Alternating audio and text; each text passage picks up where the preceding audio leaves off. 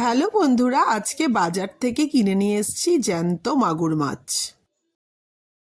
মাগুর মাছগুলোকে কেটে তার মধ্যে হলুদ নুন মাখিয়ে রেখেছি। এবার মাগুর মাছটাকে ভালো করে ফ্রাই করে নিচ্ছি একটু কম আঁচে। এবার আলু ফুলকপি কেটে রেখেছিলাম, আলু ফুলকপিগুলোকেও ভালো করে ফ্রাই করে নেব। লাল লাল করে ফুলকপিটা আর আলুটাকে ভালো করে ভেজে নিচ্ছি। এবার পেঁয়াজ কুচিগুলোকে লাল লাল করে ভেজে নিলাম। এবার পেঁয়াজ কুচির সাথে মিক্সড করলাম টমেটো, কুচি কুচি করে কাটা টমেটোগুলোকে। জল অ্যাড করছি, কিছুটা জল দিয়ে দিচ্ছি। জলের মধ্যে দিচ্ছি এই যে হলুদ হলুদ দিচ্ছি, নুন দেবো আর জিরে গুঁড়ো। হলুদ দিচ্ছি, জিরে গুঁড়ো দিচ্ছি,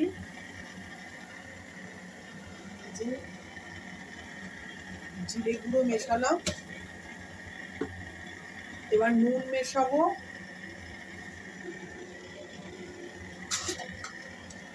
না না না, এদিকে তাকাম। এই যে নুন মেশালাম, নিয়েছি পরিমাণ মতন।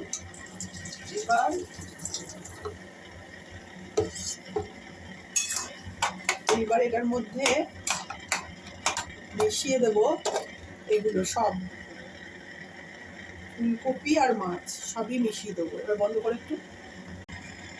এবার এগুলোকে একটু সময় দেবো সবকটাকে মিক্সড হতে। আর পারলে আর একটু জল দিয়ে দেবো একটু ঝোল হওয়ার জন্য। মাখা মাখাই যদিও ভালো লাগে,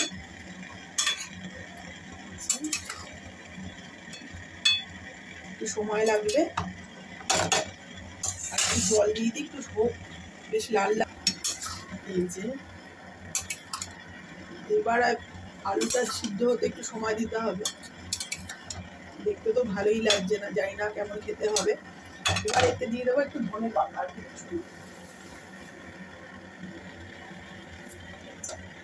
এবার এই ধনে পাতাগুলো একটু মিক্সড করবো ভালো করে ধুয়ে। এটা বন্ধ করবো। পাতাও দিয়ে দিয়েছি উপরে। এই যে ধনে পাতা দিয়ে মাগুর মাছের ঝোল, দেখে তো দারুণ লাগছে। এবার সময় করে একটু সময় লাগবে সিদ্ধ হতে, আর কিছু না।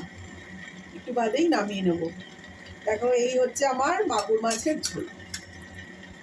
মাগুর মাছটা বেশ টাটকা মাগুর মাছ পেয়েছিলাম একদম, অনেকদিন বাদে মাগুর মাছের ঝোল বানালাম।